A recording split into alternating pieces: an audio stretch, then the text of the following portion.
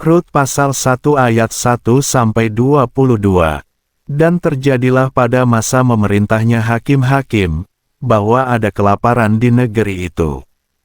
Dan seorang pria dari Betlehem Yehuda pergi untuk mengembara di padang Moab, ia dan istrinya dan kedua anak laki-lakinya. Adapun nama pria itu adalah Elimelek, dan nama istrinya Naomi, dan nama kedua anak laki-lakinya, Mahlon dan Kilion, orang-orang Efrata dari Betlehem Yehuda. Dan tibalah mereka di padang Moab, dan tinggallah mereka di sana. Kemudian matilah Elimelek, suami Naomi, dan dia ditinggal, ia dan kedua anak laki-lakinya. Dan mereka mengambil istri bagi mereka dari wanita-wanita Moab. Nama yang pertama adalah Orpa dan nama yang kedua Rut. Dan mereka tinggal di sana sekitar 10 tahun. Dan juga matilah mereka keduanya, yakni Mahlon dan Kilion, dan wanita itu ditinggal oleh kedua anak laki-lakinya dan oleh suaminya. Kemudian, bangkitlah dia dan kedua menantu perempuannya, dan pulang dari padang Moab, karena dia telah mendengar di padang Moab bahwa Yahweh telah melawat umatnya dengan memberi makanan kepada mereka. Maka dia berangkat dari tempat di mana dia tinggal di sana, dan kedua menantunya bersamanya. Dan mereka menempuh perjalanan untuk pulang ke tanah Yehuda. Dan Naomi berkata kepada kedua menantunya, "Pergilah, kembalilah masing-masing ke rumah ibumu. Biarlah Yahweh berbuat kebaikan kepadamu, seperti yang pernah kamu lakukan kepada orang-orang yang sudah mati itu dan kepadaku. Biarlah Yahweh memberi anugerah kepadamu, dan masing-masing temukanlah tempat berlindung di rumah suamimu." Dan dia mencium mereka, lalu mereka menyaringkan suara dan menangis. Dan mereka berkata kepadanya, "Karena kami ingin pulang bersamamu kepada bangsamu." Dan Naomi berkata, "Pulanglah anak-anakku, mengapa kamu harus berangkat bersamaku? Masihkah padaku ada anak laki-laki dalam kandunganku untuk menjadi suami bagimu?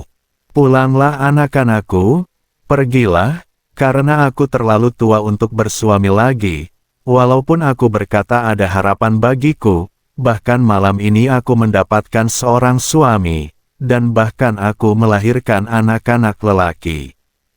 Apakah dalam hal ini kamu mau menanti sampai mereka menjadi dewasa? Apakah dalam hal ini kamu mau menutup diri untuk tidak bersuami? Jangan, anak-anakku, karena bagiku jauh lebih pahit daripada bagimu, karena tangan Yahweh telah pergi daripadaku." Maka mereka menyaringkan suaranya dan menangis lagi. Lalu Orpa mencium ibu mertuanya, tetapi Rut tetap berpaut padanya. Dan dia berkata, "Lihatlah, ipar perempuanmu telah pulang kepada bangsanya dan kepada ilah-ilahnya. Pulanglah menyusul ipar perempuanmu." Dan Rut berkata, "Janganlah mendesak aku untuk meninggalkanmu, agar pulang dari mengikutimu, karena kemana engkau pergi, aku akan pergi, dan di mana engkau tinggal, aku akan tinggal. Bangsamu adalah bangsaku, dan Elohimu, Elohimku. Di mana engkau mati, aku akan mati, dan di sanalah aku akan dikuburkan. Biarlah Yahweh melakukan demikian kepadaku, bahkan biarlah Dia menambahkannya, sekiranya kematian dapat memisahkan antara aku dan engkau." Dan dia melihat bahwa Rut telah meneguhkan diri untuk berangkat dengannya. Maka dia pun berhenti berbicara kepadanya. Dan pergilah keduanya hingga mereka tiba di Betlehem. Dan terjadilah pada saat mereka tiba di Betlehem, maka seluruh kota terperanjat karena mereka. Dan mereka mengatakan, "Bukankah ini Naomi?" Dan dia berkata kepada mereka, "Jangan panggil aku Naomi, panggillah aku Mara, karena Yang Maha Kuasa telah membuatku sangat pahit. Aku telah pergi selagi berkelimpahan, tetapi Yahweh telah memulangkan aku dengan hampa." Mengapa kamu memanggil aku Naomi, sementara Yahweh berperkara denganku dan Yang Maha Kuasa telah melakukan yang buruk kepadaku?" Demikianlah Naomi kembali, dan Rut, wanita Moab itu, menantunya, bersamanya, yang telah pulang dari padang Moab, dan mereka tiba di Betlehem pada permulaan musim menuai jelai. Rut pasal 2 ayat 1-23. Dan pada Naomi ada sanak keluarga dari suaminya, seorang pria kaya yang berkuasa, dari keluarga Elimelek, dan namanya Boas. Dan Rut, wanita Moab itu, berkata kepada Naomi, "Aku mohon, biarlah aku pergi ke ladang, dan biarlah aku memungut di antara bulir-bulir yang berjatuhan, di belakang seseorang yang dalam pandangannya aku beroleh kemurahan hati." Dan berkatalah dia kepadanya, "Pergilah, anakku." Dan pergilah dia, dan sampailah, dan memungut di ladang, di belakang mereka yang menuai. Dan yang kebetulan, hal itu sedang berlangsung di bagian ladang Boas, yang adalah sanak keluarga Elimelek.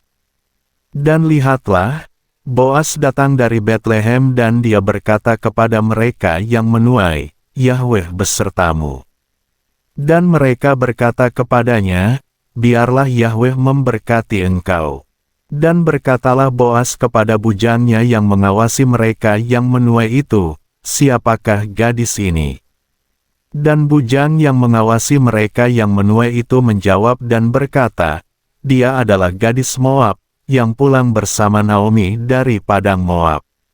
Dan dia telah berkata, "Aku mohon, biarlah aku memungut dan mengumpulkan di antara berkas-berkas di belakang mereka yang menuai." Dan dia datang dan terus berdiri sejak pagi bahkan sampai sekarang ini, dia duduk sebentar saja di pondok.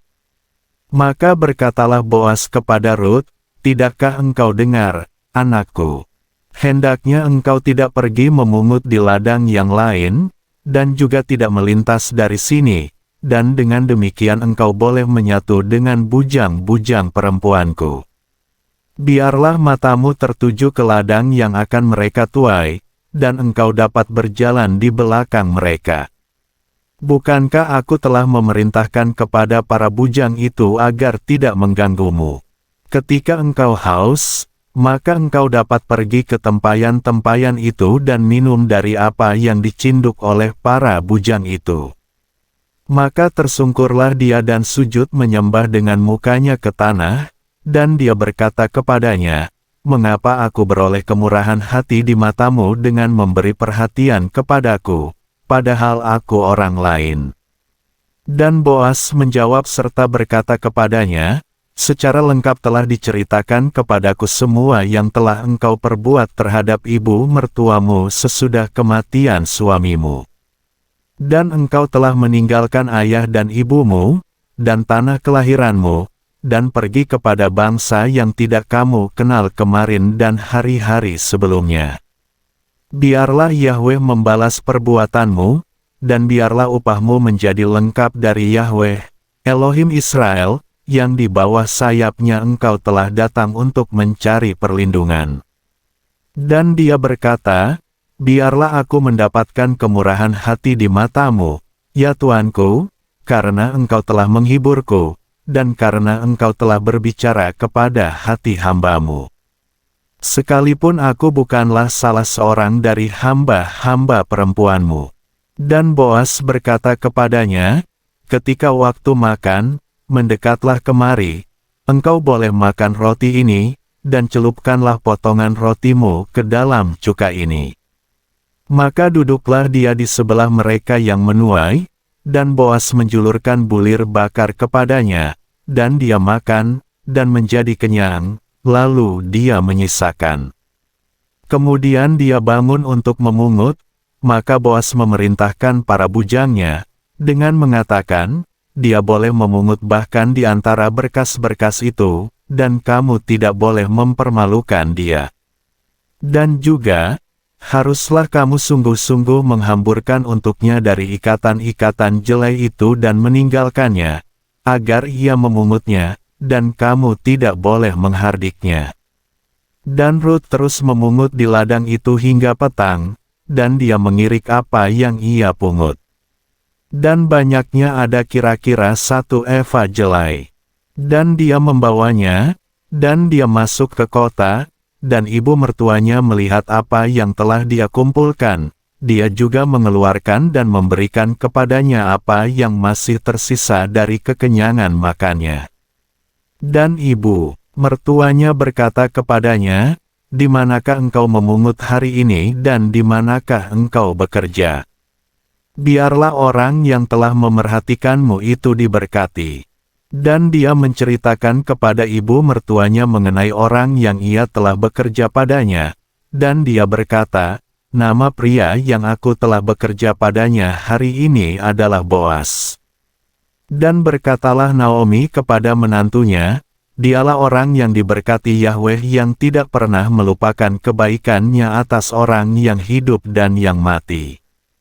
Dan Naomi berkata kepadanya, "Pria itu adalah orang dekat dengan kita, dialah seorang di antara para penebus kita." Dan Rut, wanita Moab itu, berkata, "Lagi pula dia telah berkata kepadaku, 'Kamu boleh menyatu dengan bujang-bujang yang ada padaku,' sampai mereka telah menyelesaikan seluruh tuaian yang kumiliki." Namun Naomi berkata kepada Rut, menantunya, "Anakku, alangkah baik bahwa engkau pergi bersama bujang-bujang perempuannya, agar tidak ada laki-laki yang menghadangmu di ladang lain." Maka dia pun menyatu dengan bujang-bujang perempuan Boas untuk memungut, sampai selesainya panen jelai dan panen gandum. Dan dia tinggal bersama ibu mertuanya. Rut pasal 3 ayat 1-18. Dan Naomi, ibu mertuanya berkata kepadanya, "Anakku, bukankah seharusnya aku mencarikan perhentian untukmu yang berkenan kepadamu? Dan sekarang, bukankah Boas yang engkau telah bersama-sama bujang-bujang perempuannya adalah kerabat kita? Lihatlah, malam ini dia sedang mengirik jelai di tempat pengirikan. Dan engkau, mandilah dan urapilah dirimu, dan kenakanlah pakaianmu, lalu pergilah ke tempat pengirikan, jangan biarkan dirimu dikenali oleh orang itu sampai dia selesai makan dan minum. Dan haruslah begini, ketika dia membaringkan diri, engkau harus tahu tempat dia akan berbaring, dan masuklah ke situ, lalu singkapkan selimut kakinya dan berbaringlah. Dan dia akan mengatakan kepadamu apa yang harus engkau lakukan." Dan Rut berkata kepadanya, "Semua yang engkau katakan, akan aku lakukan." Maka pergilah dia ke tempat pengirikan dan melakukan semua yang diperintahkan ibu mertuanya kepadanya. Dan Boas, setelah makan dan minum dan gembira hatinya, maka pergilah dia untuk berbaring di ujung timbunan jelai itu.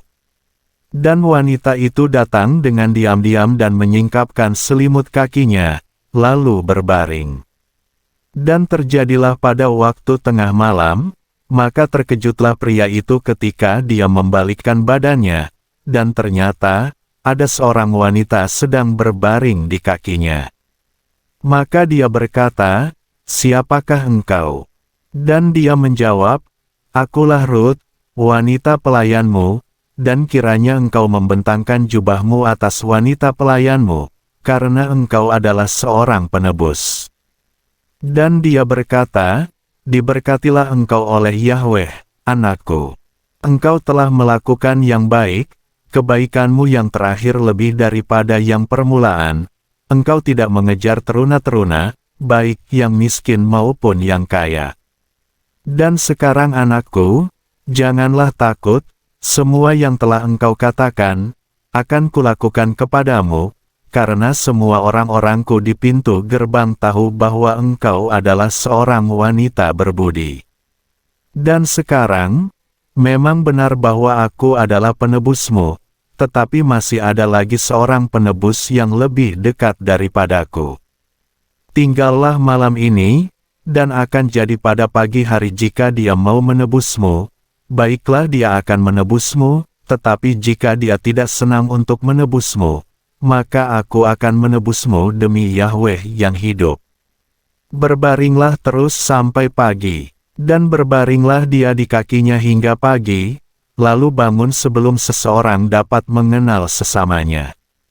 Dan Boas berkata, biarlah tidak diketahui orang, bahwa seorang wanita telah datang ke tempat pengirikan. Lalu ia berkata, siapkanlah selendang yang ada padamu, dan menadahlah dengannya.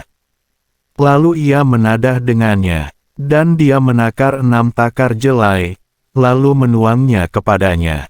Kemudian pergilah dia ke kota. Ketika dia datang kepada mertuanya, maka berkatalah dia, bagaimanakah engkau, hai anakku? Dan dia menceritakan kepadanya segala yang telah pria itu lakukan kepadanya. Dan dia berkata, 6 takar jelai ini dia berikan kepadaku, karena dia berkata, engkau tidak boleh pulang dengan tangan kosong kepada ibu mertuamu. Dan dia berkata, duduklah anakku, sampai engkau dapat mengetahui bagaimana duduk perkaranya, karena pria itu tidak akan berhenti sampai dia telah menyelesaikan perkaranya hari ini. Rut pasal 4 ayat 1-22. Dan Boas pergi ke gerbang kota dan duduk di sana, dan tampaklah penebus yang telah dibicarakan Boas itu lewat. Boas berkata, hai saudara, singgahlah kemari, duduklah di sini. Maka dia singgah dan duduk. Lalu dia mendapati 10 orang dari para tua-tua kota itu, dan dia mengatakan, duduklah di sini. Dan duduklah mereka. Dan dia berkata kepada penebus itu, bagian ladang yang untuk saudara kita, milik Elimelek, akan dijual Naomi yang telah pulang dari tanah Moab.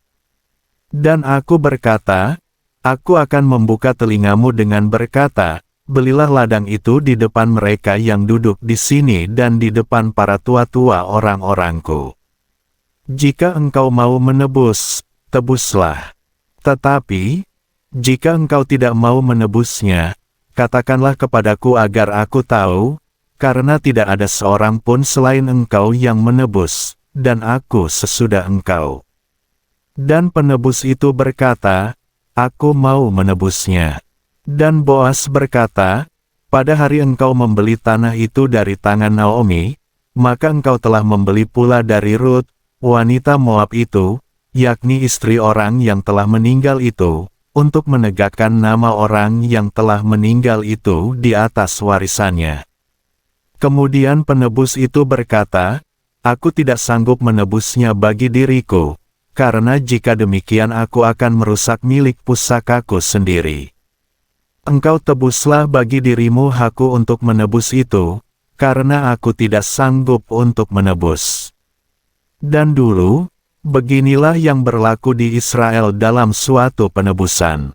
Dan dalam suatu pertukaran, untuk meneguhkan setiap perkara, seseorang akan melepaskan kasutnya dan memberikannya kepada sesamanya, dan itulah cara pengesahan di Israel.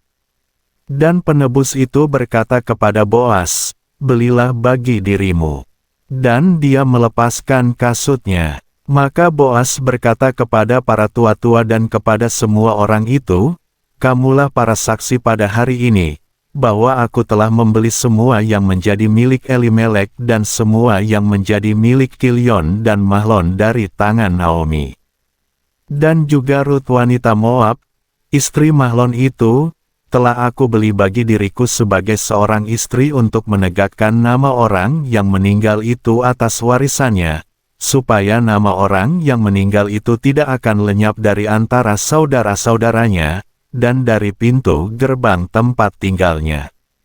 Kamulah para saksi pada hari ini. Dan semua orang yang ada di pintu gerbang dan para tua-tua berkata, kami adalah saksi. Biarlah Yahweh menjadikan wanita yang sedang masuk ke rumahmu itu seperti Rahel dan Lea, yang keduanya telah membangun keturunan Israel, dan, lakukanlah mukjizat di Efrata, serta serukanlah suatu nama di Betlehem. Dan biarlah keturunanmu dari benih yang akan Yahweh berikan kepadamu melalui gadis ini, menjadi seperti keturunan Peres, yang dilahirkan Tamar bagi Yehuda. Lalu Boas mengambil Rut, dan dia menjadi istri baginya. Ketika dia menghampirinya, maka Yahweh mengaruniakan kehamilan kepadanya, dan dia melahirkan seorang anak laki-laki. Kemudian berkatalah para wanita itu kepada Naomi, Yahwehlah yang terberkati, karena hari ini dia tidak membuat seorang penebus terhapus bagimu. Maka biarlah namanya termasyhur di Israel. Dan biarlah dia menjadi sebagai pemulih kehidupan bagimu dan sebagai penopang hari tuamu, karena menantumu yang mencintaimu telah melahirkannya, dia yang bagimu lebih berharga daripada 7 anak laki-laki. Dan Naomi mengambil anak itu, lalu meletakkannya di pelukannya dan dia menjadi pengasuh anak itu. Dan para tetangga menyebutkan baginya sebuah nama, dengan mengatakan, seorang putra telah dilahirkan bagi Naomi, dan mereka menyebutkan namanya Obed. Ia adalah ayah Isai, ayah Daud.